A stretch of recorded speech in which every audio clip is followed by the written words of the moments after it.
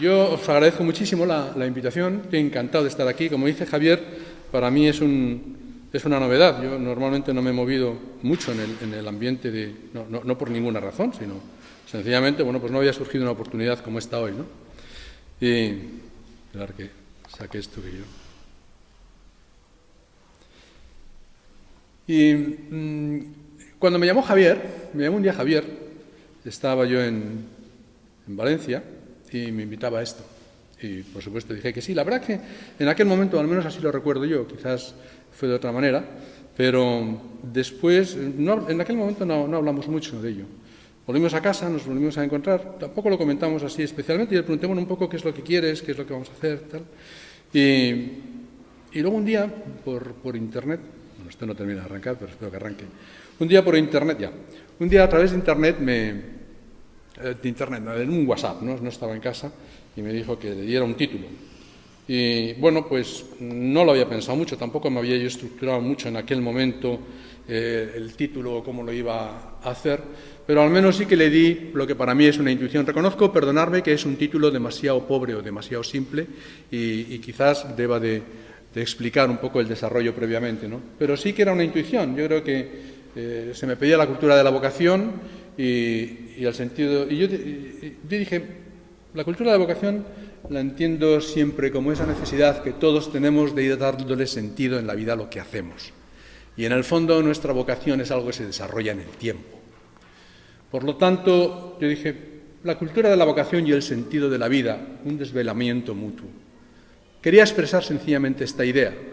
Pero esto, después dándole un poco más de vueltas, me llevó a montar lo que vais a escuchar en tres claves. Tres claves que para mí son fundamentales, ¿no? Y veréis que están cosidas a lo largo de la exposición.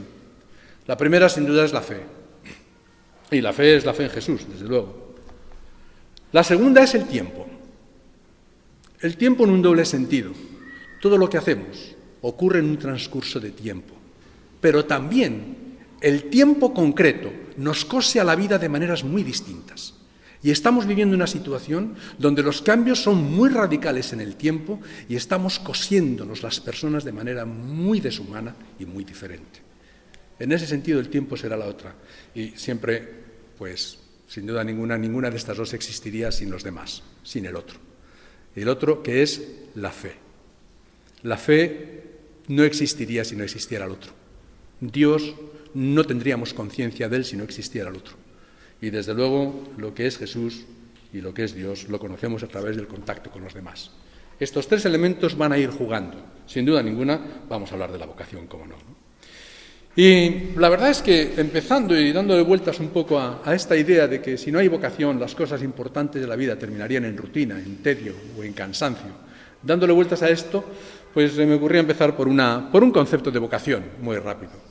Un concepto de vocación, esto era apostar un poco a seguro, ¿no? Me fui a Marañón, porque era un concepto muy conocido de vocación, un concepto de siempre, un libro que hizo siempre mucha fortuna, pequeño libro, un pequeño ensayo de él, ¿no?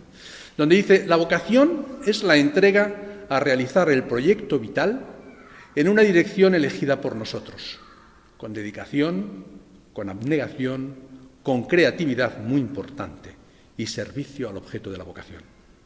Y luego dice, es un hacerse que comienza por la atracción de los elementos que aportan beneficio o distinción y que con el tiempo se va convirtiendo en el fundamento y el sentido del proyecto vital. La verdad es que la definición era lo suficientemente amplia como para introducir muchos niveles de vocación dentro de ella. Y es verdad que muchas veces, la vocación, él establece tres, que los voy a decir muy rápidamente, ¿no? Yo los he interpretado un poco a mi modo. Si tenéis la curiosidad de leer el ensayo, veréis que hay una interpretación de eso, pero creo ser en parte muy fiel a Marañón y en parte muy fiel a mí también. Por un lado, él habla en primer lugar de la vocación por antonomasia. Y con esto él quiere dar a entender esa vocación que es fruto de la pasión, de la entrega total, de quien ha descubierto de verdad esa jerarquía de valores que le da sentido a la vida, quien ha hecho ya la jerarquía de valores y ha sabido jerarquizar la presencia de los otros en forma adecuada, ¿no? En forma adecuada para expresar el amor, la entrega total y, por supuesto, más que nada condicionar la propia vida y entregarla por una causa que uno entiende que es valiosa. Es una entrega apasionada, desinteresada y sobre todo es la actitud de quien ha descubierto que la esperanza no pertenece al futuro, pertenece al presente y que consiste en la dimensión invisible, misteriosa y, por qué no decirlo también, bella que hay en cada instante de la vida, que no es fácil de percibir. Por eso, en algún momento veréis que dentro de los apartados que he desarrollado aquí, o que trataremos de desarrollar ahora, perdonadme, pero es que esto a veces no me funcionaba el ratón y entonces...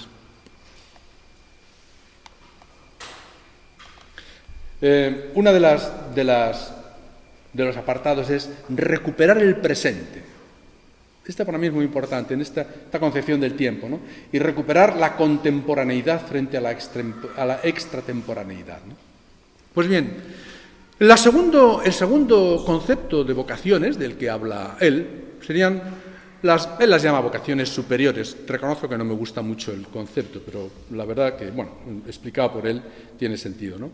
Es decir, las vocaciones superiores, que son aquellas que además de nuestra entrega y nuestra dedicación requieren un elemento más, que es también una cierta aptitud y una cierta preparación.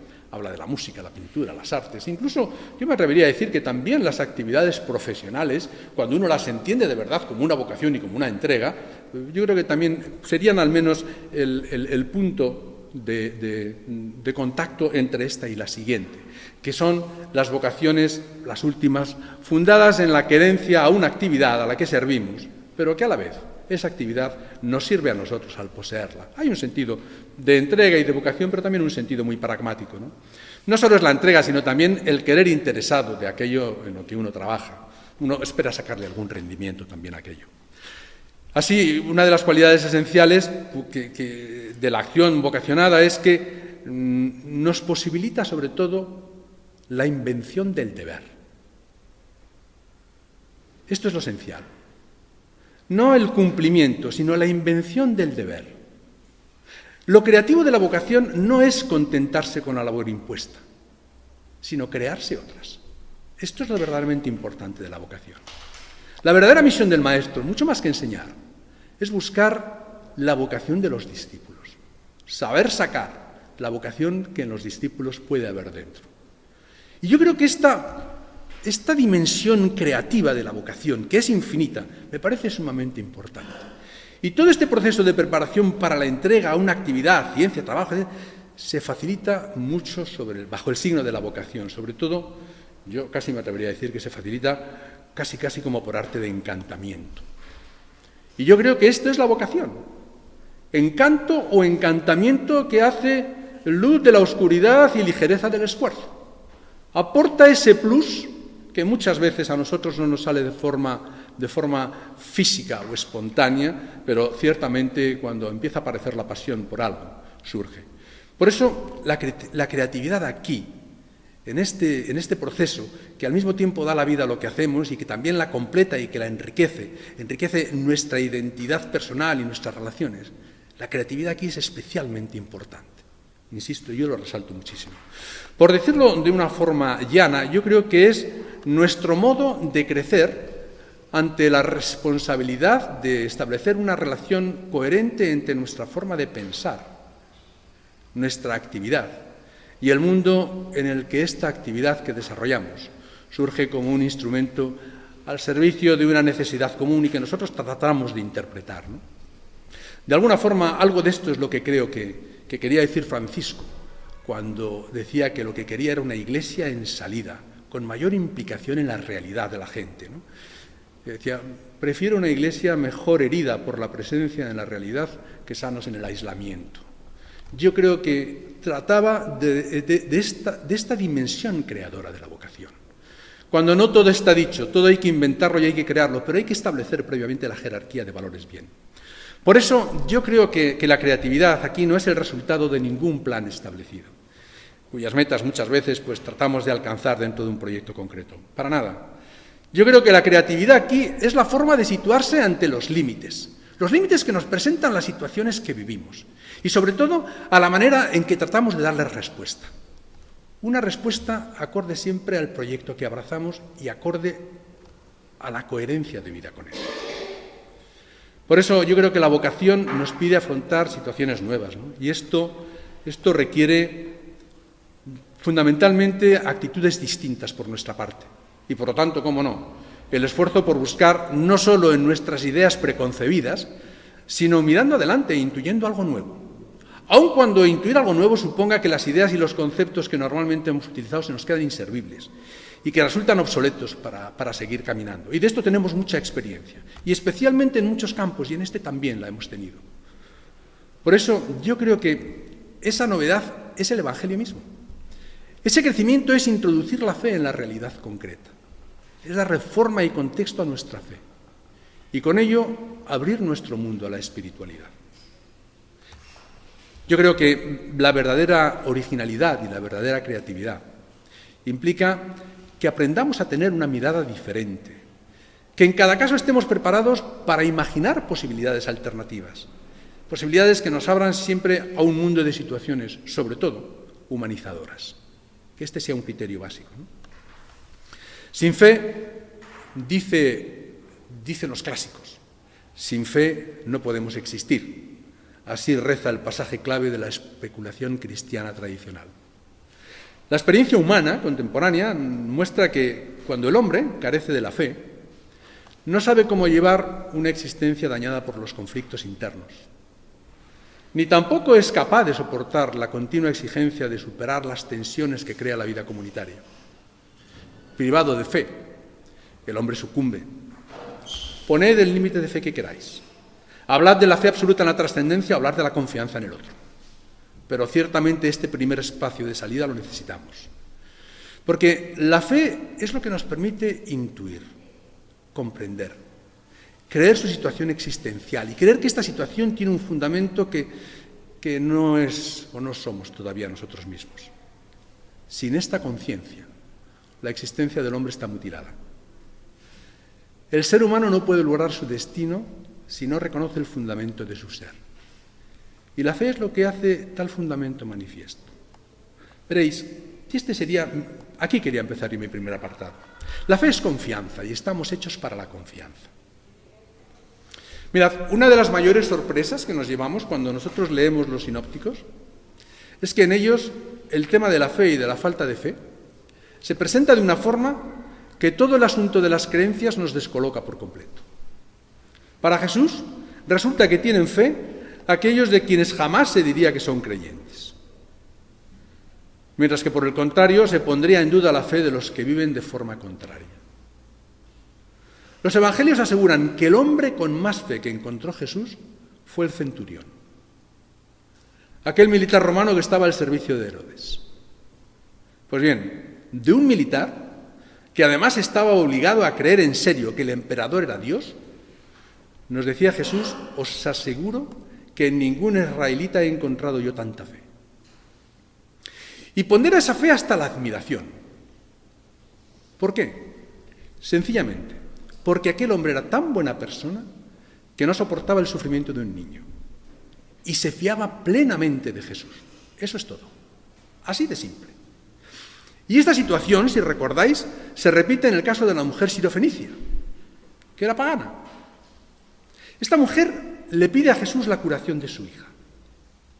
Y lo hace con extrema paciencia y con extrema humildad. Incluso cuando oímos el diálogo nos parece duro, tremendamente duro. Pero la respuesta de Jesús finalmente es inmediata. ¡Qué grande es tu fe, mujer! Yo creo que lo mismo se repite en el caso de la curación del leproso samaritano. El que fue purificado de la lepra junto a otros 9 judíos. Los judíos, que eran los que creían y los que practicaban la religión verdadera, acuden a los sacerdotes para cumplir las normas religiosas. Y con eso se ven como los religiosos observantes y cabales, lógicamente. El samaritano, por el contrario, como no creía ni en una religión sediciente como aquella, ni se sentía tampoco obligado a observar normas establecidas, vio que lo único que tenía que hacer era portarse bien con quien lo había curado y expresarle la gratitud. La respuesta de Jesús es elocuente: tu fe te ha salvado. Los samaritanos del tiempo de Jesús eran tenidos como herejes, como impuros. Y es que en los evangelios, cuando Jesús habla de la salvación, que es fruto de la fe, utiliza siempre la forma tu fe te ha salvado. Se trata de la salvación de situaciones humanas de sufrimiento. Lo cual quiere decir que para Jesús la fe no está vinculada a unas verdades que se creen o a unas prácticas religiosas que se observan.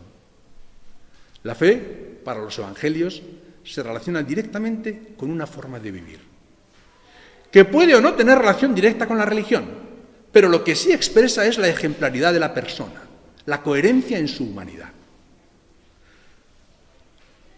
Cuando Mateo se atreve a poner en boca de Jesús esa afirmación de que los publicanos y las prostitutas os precederán en el reino de los cielos, el texto evangélico introduce de forma admirable el enorme problema que representa para las religiones lo que yo trato de decir. A veces, Jesús califica a los que creían estar mucho más cerca de él como no creyentes, porque tenían una fe tan insignificante que venía a ser como un grano de mostaza, nada, lo menos que se podía tener. Y hay casos en los que rotundamente se dice que los discípulos sencillamente no tenían fe, o que eran lentos para creer. Pero lo más frecuente es que los evangelios califiquen a los discípulos y a los apóstoles como hombres de poca fe, o de una fe tan escasa que era lo mínimo que podían tener, advirtiendo además que la poca fe aplicada a quienes se creían seguidores de Jesús no se refiere propiamente al rechazo de la fe, sino a la escasez, a la falta de firmeza, a la carencia de esa fe, es decir, a la falta de confianza. En la literatura clásica, la fe significaba confianza en los demás, en los hombres o en los dioses.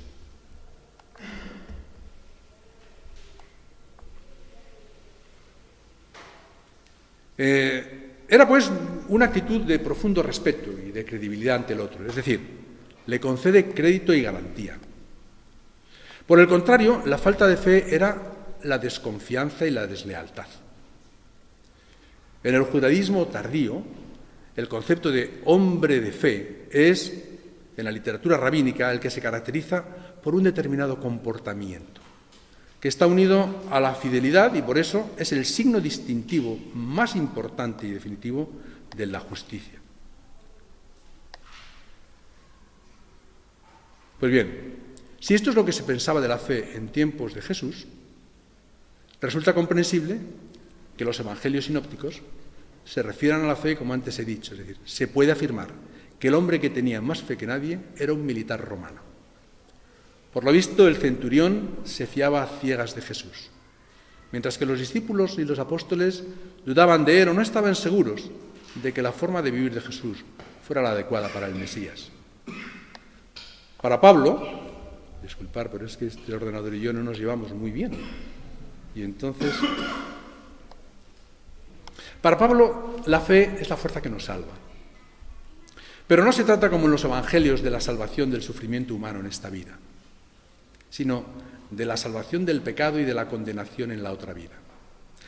Sin duda era una idea clavada en la teología de Pablo como idea eje de su pensamiento religioso.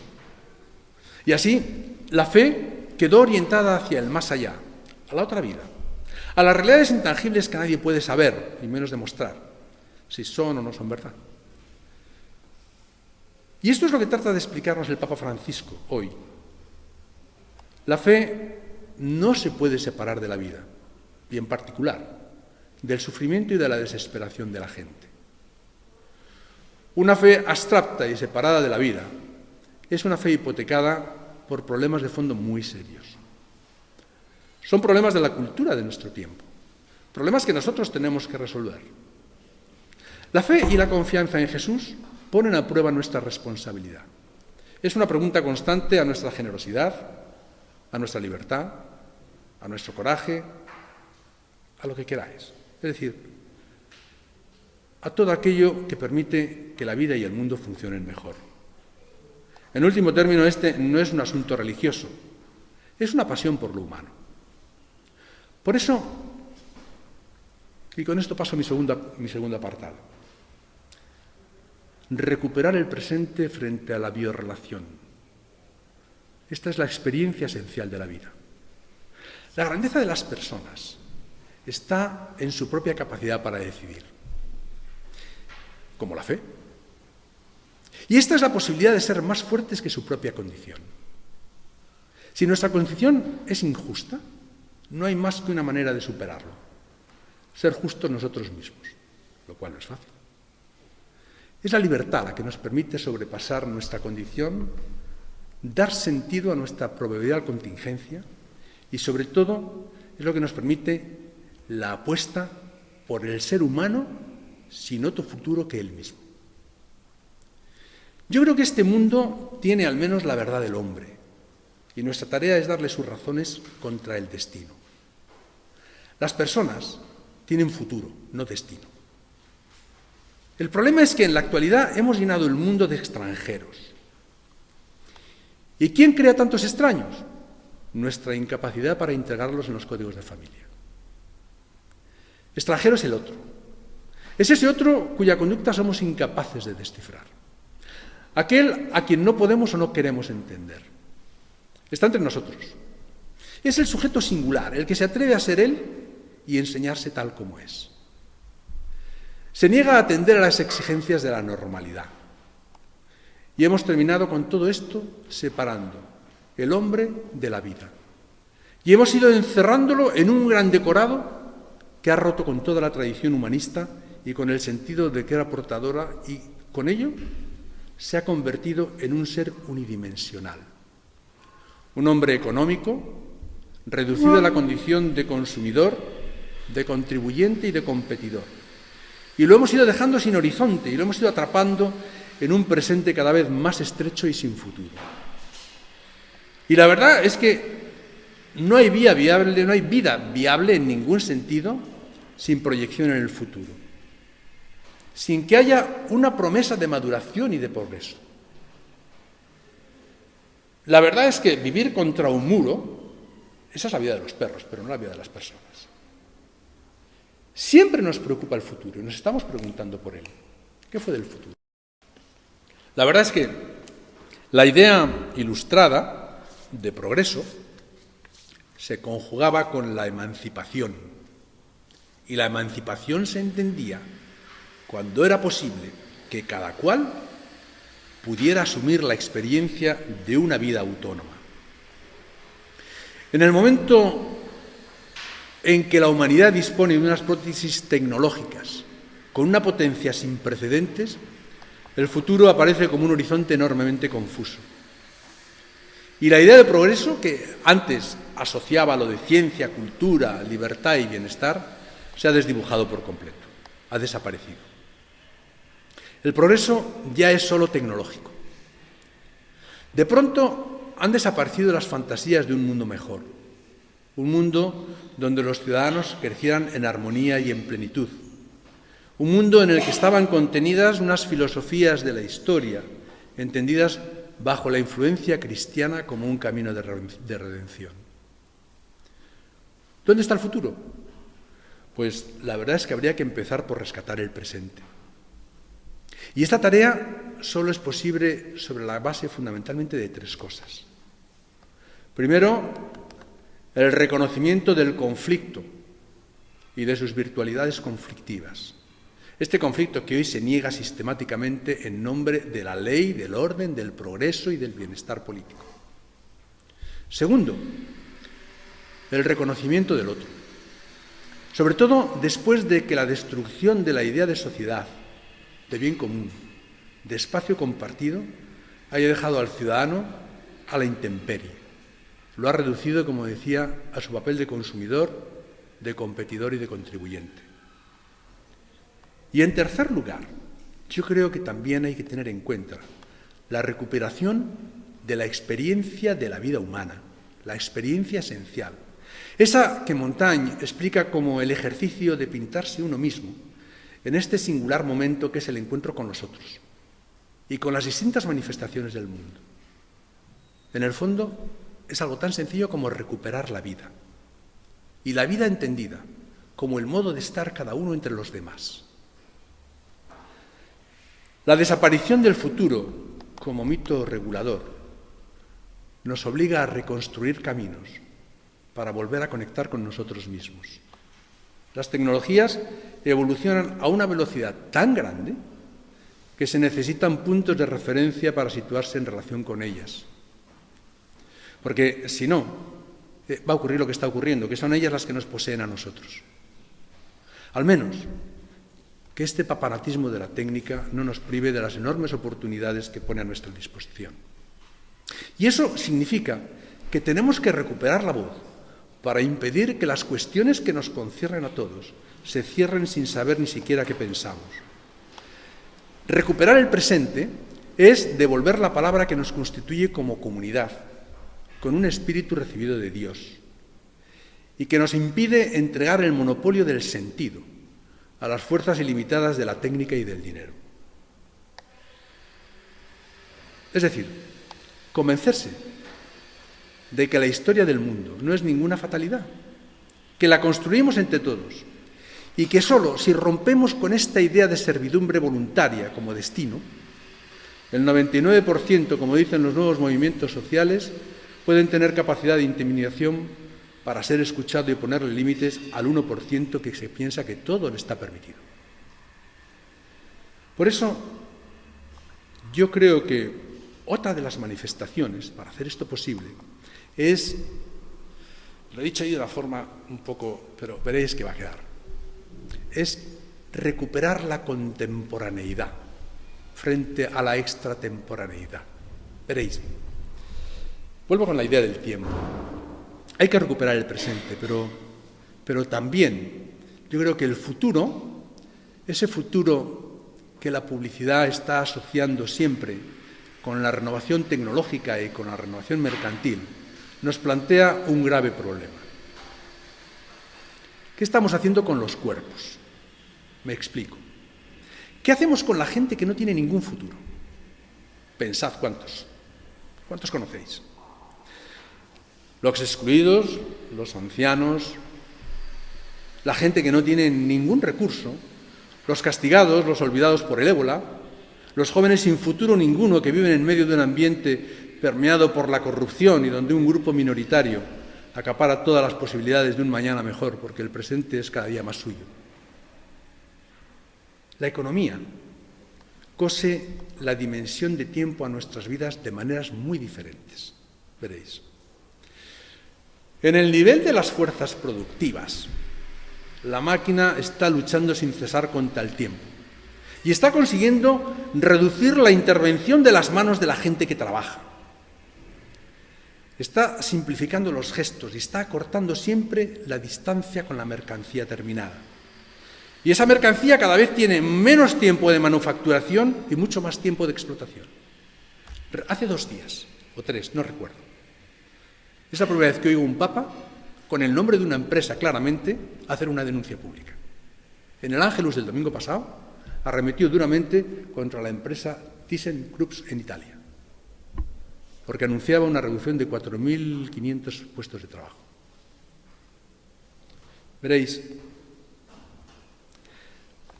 yo creo que igual entendemos esto mejor con 2 conceptos, que es, sobre todo, cómo actúa el tiempo. El de ahorro y el de deuda. Los 2 los conocemos muy bien. Veréis, en el nivel del consumo, el tiempo adopta de entrada 2 formas. El ahorro y la deuda. Cuando ahorramos, el ahorrador en el fondo es una persona que reprime un gasto. Es decir, reprime un deseo. Y lo hace a partir de la visión prevista de un tiempo desigual, en el que a las épocas de bonanza pueden seguir épocas de adversidad. El mito de José y el sueño del faraón es fantástico. Se repite hoy. Es decir, el ahorro, a pesar de lo estético que pueda resultar en ocasiones y los recortes voluntarios, los que hacemos cada uno, los que imponemos a nuestros caprichos, implica el reconocimiento potencial de la vejez, de la enfermedad y de la muerte. Cuando una sociedad entera ahorra al mismo tiempo que trabaja, podemos hablar de sociedad del bienestar. El gasto en seguridad social y en pensiones es en realidad, al contrario, el resultado de la representación colectiva de un gasto, de un deseo en favor de cada tiempo individual y de las generaciones futuras. Y eso a partir de la conciencia solidaria de que el futuro de los jóvenes y de los sanos es el presente de los viejos y de los enfermos, y viceversa. Es pensar en el valor del cuerpo, en el valor del cuerpo en sí mismo y de la persona. El dinero ahorrado es, por así decirlo, cuerpo consciente y declarado. En el caso de la deuda, ocurre exactamente lo contrario. Si con el ahorro vendemos el presente para comprar el futuro, con la deuda vendemos el futuro para comprar el presente. Pero en esta última operación desaparece toda la posibilidad de futuro. Pedimos un crédito muchas veces para dar satisfacción a un deseo cuando aparece en presente como un apremio inmediato, como una necesidad de cubrir un deseo. Y ello a partir de una visión del tiempo, plano y vertical, en el que la adversidad, cuando llegue, nos sorprende e interrumpe el transcurrir normal del tiempo. Pero no hemos pensado en ella. Pues bien, la sociedad del bienestar, gran fenómeno que solo fue posible en una parte ínfima del mundo durante un tiempo bastante limitado, fue el resultado de la represión colectiva del gasto, de un ahorro sistémico, con el fin de poder establecer otro tipo de relaciones sociales que dieran sentido a una cierta utopía. Si esto fue la realización de una utopía, digamos que la distopía es lo contrario. La resultante en una sociedad del malestar, del endeudamiento ininterrumpido, de un endeudamiento colectivo y sistemático, fruto de una disminución total del gasto en la que el tiempo y el cuerpo caen en un abismo sin fondo. Esa distopía es ya la nuestra. El capitalismo posindustrial, con su concepto y su concepción del mercado abrumador y con su tecnología ancilar, ha desplazado el motor de la acumulación desde el ahorro a la deuda bancaria, con consecuencias antropológicas que no podemos por menos de ver como antihumanas y que no sabemos muy bien cómo afrontar. Esta combinación de la economía que pivota en torno a la deuda y la renovación acelerada de mercancías baratas ha producido la desmaterialización del mundo antropológico. Nos hemos quedado sin el sentido de lo que es lo humano. Lo hemos depreciado por completo. Las clases medias no se han endeudado para comprar vida desnuda, sino para añadir un tono coloreado a su cotidianidad. Han comprado acciones, cambio de coches, segunda vivienda, electrodomésticos y, sobre todo, la gama más completa posible de aparatos tecnológicos, junto a los cuales nuestro cuerpo es superficial, antiguo y viejo. La tecnología ha dejado de ser un elemento de producción para convertirse en puro consumo mercantilizado, con una doble consecuencia. La deuda privilegia el momento del gasto. Ya no se trata solo de sacrificar el presente a un futuro incierto, como en el caso del ahorro, sino de hacer sagrada una experiencia inmediata, colocándola al margen de los criterios productivos y, en consecuencia, de todo el cálculo contable, incluido el feroz cálculo de las vidas. La financiación de la economía, asociada a la crisis estructural que el capitalismo arrastra desde los años 70, está basada en la compra-venta de deuda y en la promoción del endeudamiento. Y por eso mismo, indujo inicialmente a una voluntad obsesiva de control matemático de las operaciones, que por necesidades de su complejidad deja fuera de nuestro alcance y en nuestras manos una tecnología autista al cálculo y, sobre todo, una maraña de intercambios que no terminamos de entender, pero cuyas consecuencias sufrimos sin duda. Al final, no hay nada más productivo que el gasto destructivo, al menos para algunos. Si el ahorro es el respeto del cuerpo declarado y pensar en él, el gasto y la deuda es el cuerpo negado, instrumentalizado y separado. Y esto nos lleva a esta idea de contemporaneidad y extratemporaneidad, que no sé si la compartiréis. Es un modo de darle nombre a esto que he dicho. Hay ciertas cosas sobre las que ya no podemos engañarnos. No somos hijos de nuestros padres, somos hijos de nuestro tiempo. Y lo propio de esta época es saberlo, que somos sus hijos y de nadie más. En otras épocas había márgenes de prevaricación y de transgresión antropológica.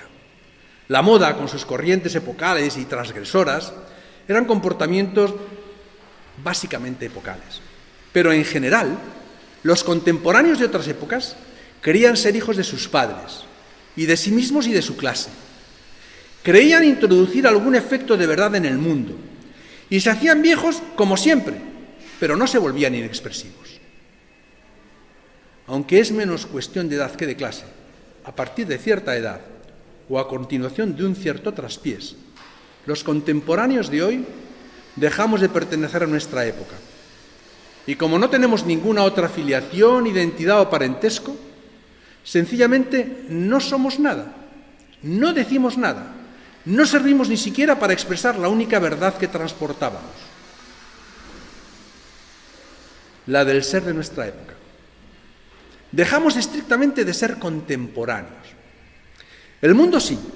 El mundo está lleno de vivos, algunos muy jóvenes, que no son contemporáneos. Zombies epocales, que trasladan por las calles un mensaje muerto. Vivos que se han marchado ya del mundo. De extemporáneos. La verdadera lucha de clases en nuestros días se está librando en medio de la crisis, entre contemporáneos y extemporáneos, donde los segundos son mayoría, las clases medias, precarias, pobres, marginales, indigentes. Los contemporáneos son una minoría, la minoría que tiene dinero y medios para no perder el paso de la deuda y seguir siendo hijos de su época hasta el final.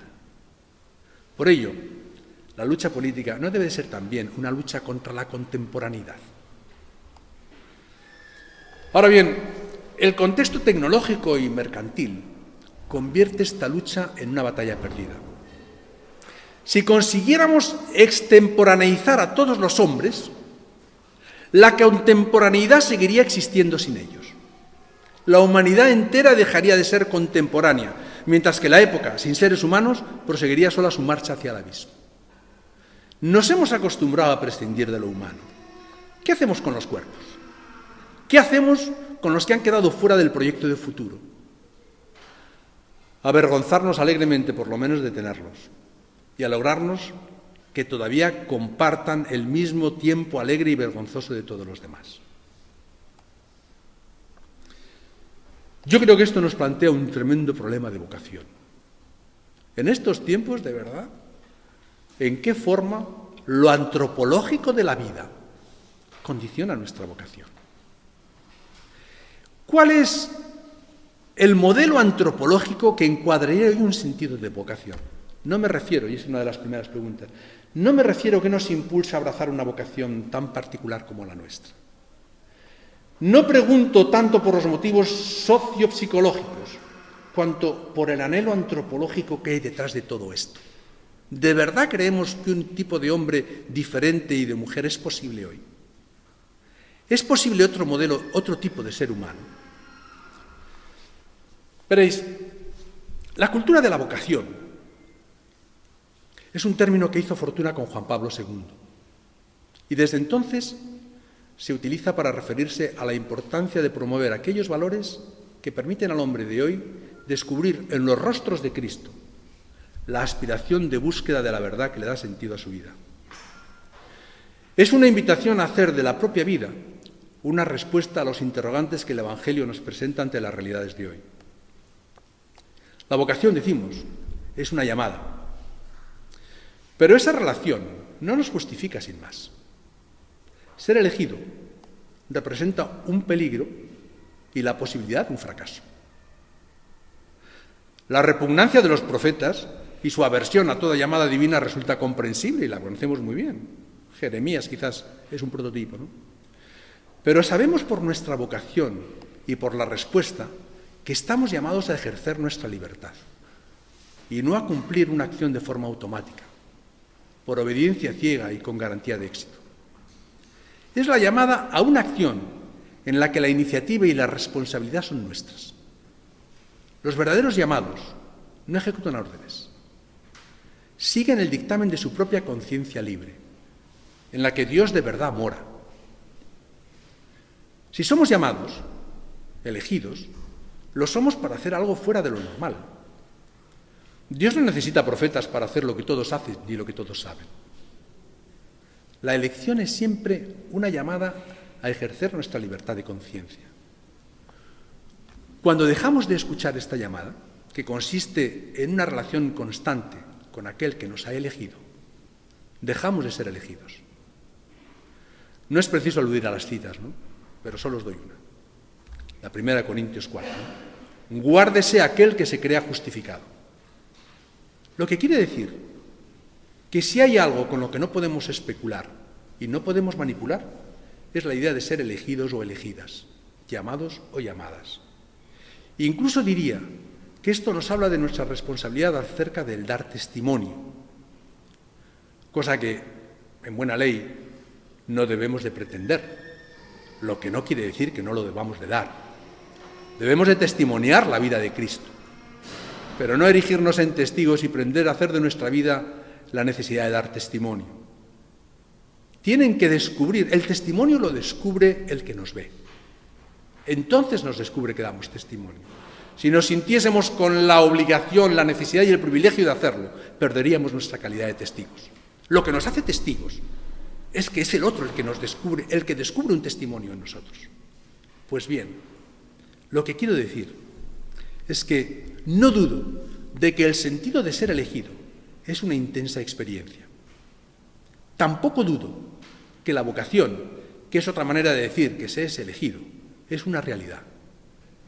Lo que quiero decir es que ese ser llamado significa esencialmente no utilizar esa responsabilidad de la elección para justificar nuestra forma de vida con aquello para lo que uno ha sido elegido.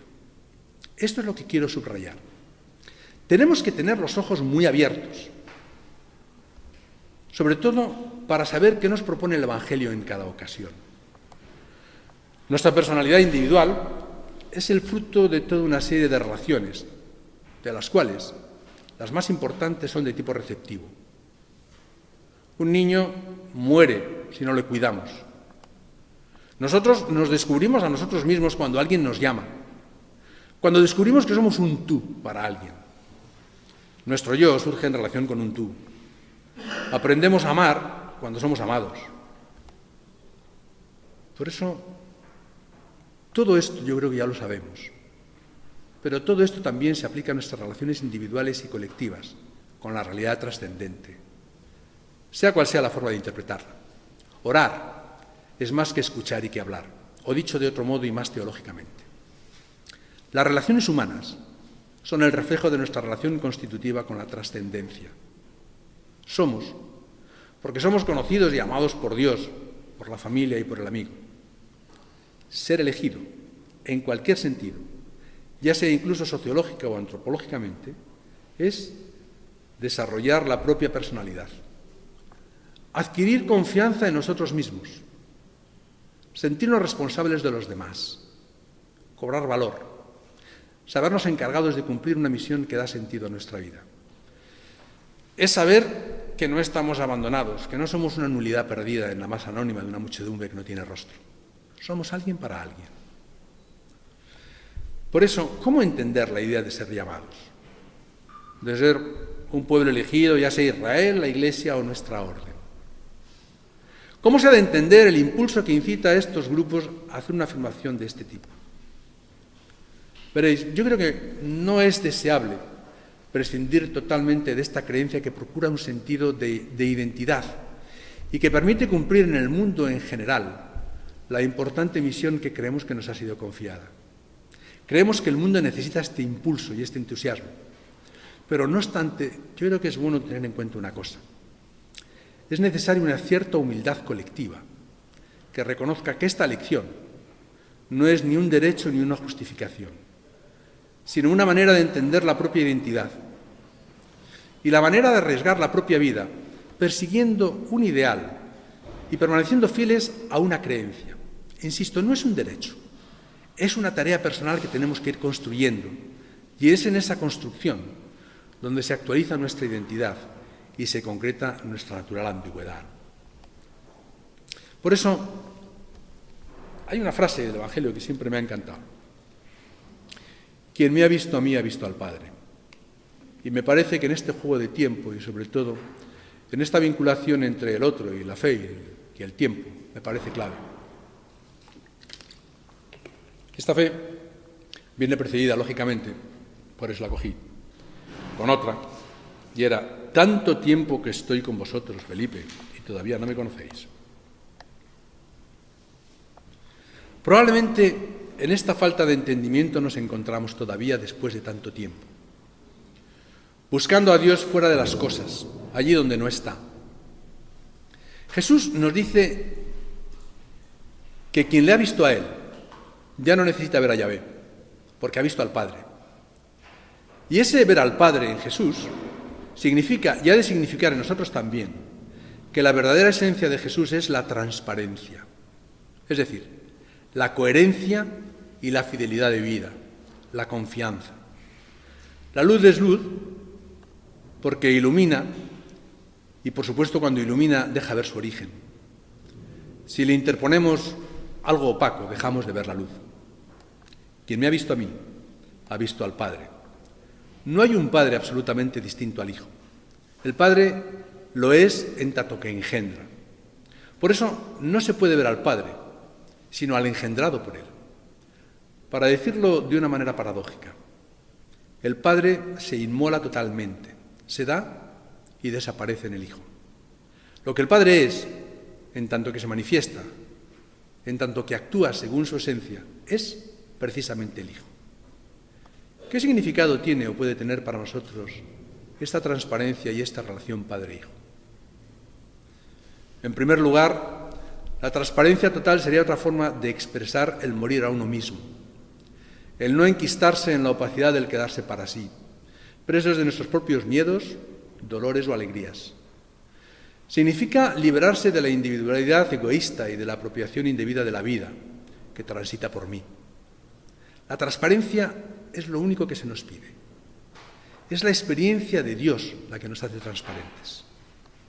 Y es también desde la transparencia desde donde podemos interpretar la experiencia del Dios vivo. Desde la transparencia podemos entender que Dios sea experiencia de lo que no se ve, experiencia de nada. ¿Qué es lo que ha de transparentar a Dios? Pues en primer lugar la realidad toda, en tanto que participamos en ella y descubrimos al Padre como fuente y origen de todo, y al Hijo como su plenitud.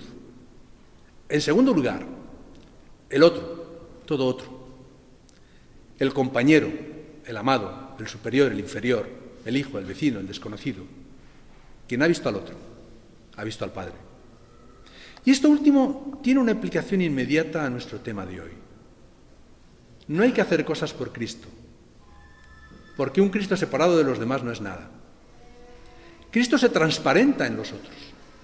Por eso nuestra experiencia de Cristo no puede ser otra cosa que nuestra experiencia crística de los demás. Una experiencia de apertura, de entrega, de donación o de encuentro.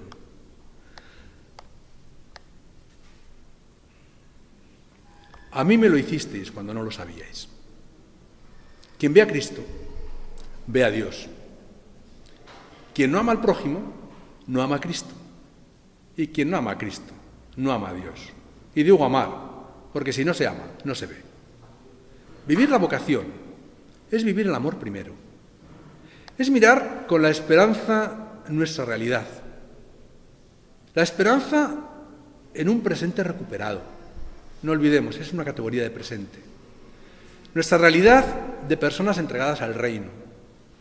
Salir de nosotros sobre todo para escuchar los lamentos de la gente. Entregarse con libertad y con generosidad a la acción del Espíritu en nosotros, entendiendo y enriqueciendo con creatividad y viviendo nuestra identidad de dominicos, porque sólo así seremos capaces de comunicar vida y de alimentar nuestra fe mucho más allá de las fronteras, en el doble sentido de la expresión, sobrepasando los límites de nuestros lugares y, sobre todo, superando los límites que nos impiden desarrollar lo nuevo y mirar al futuro desde un presente esperanzado y creador.